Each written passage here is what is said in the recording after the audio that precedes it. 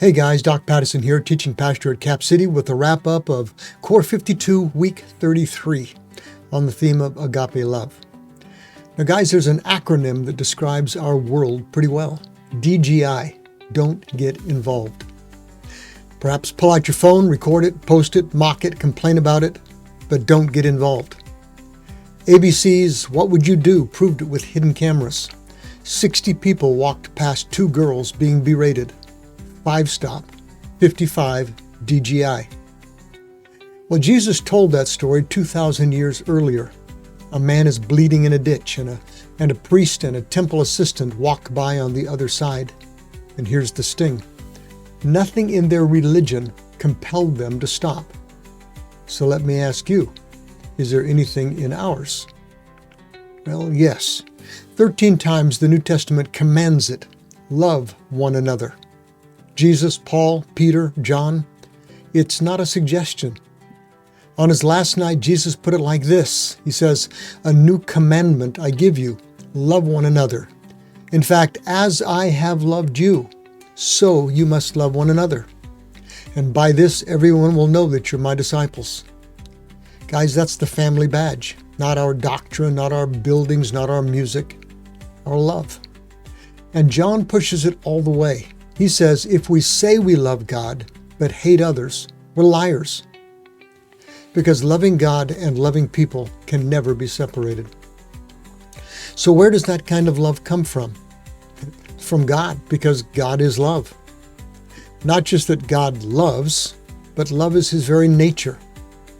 And He loves us first, before we clean up, before we believe.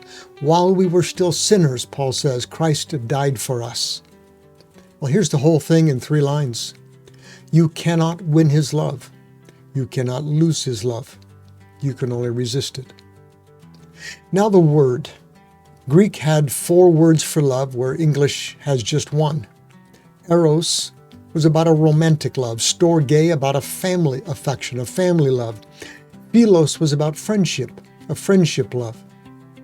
And then there's the word agape, a word almost nobody used much until Jesus' followers grabbed it and made it the word, because it names the way God loves.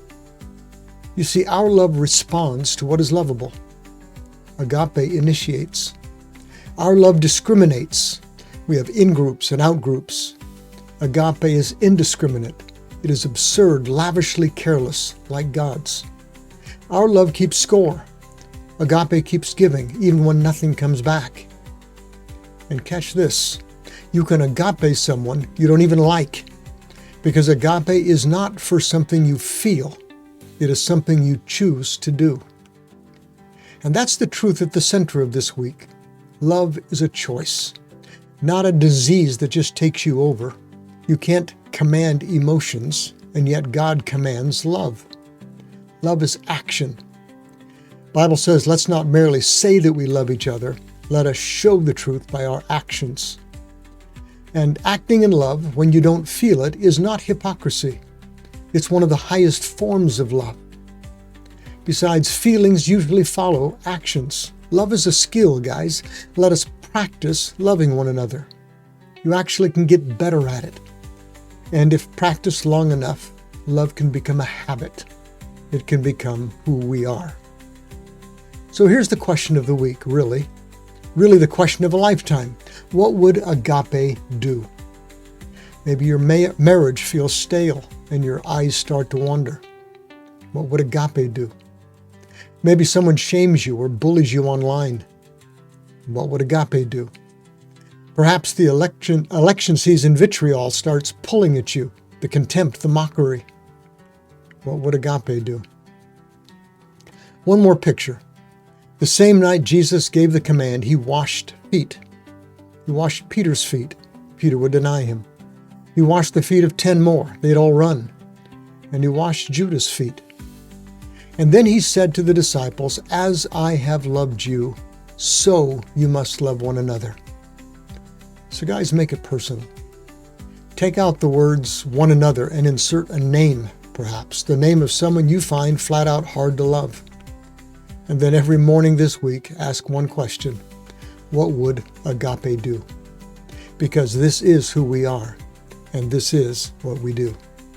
See you next week, guys.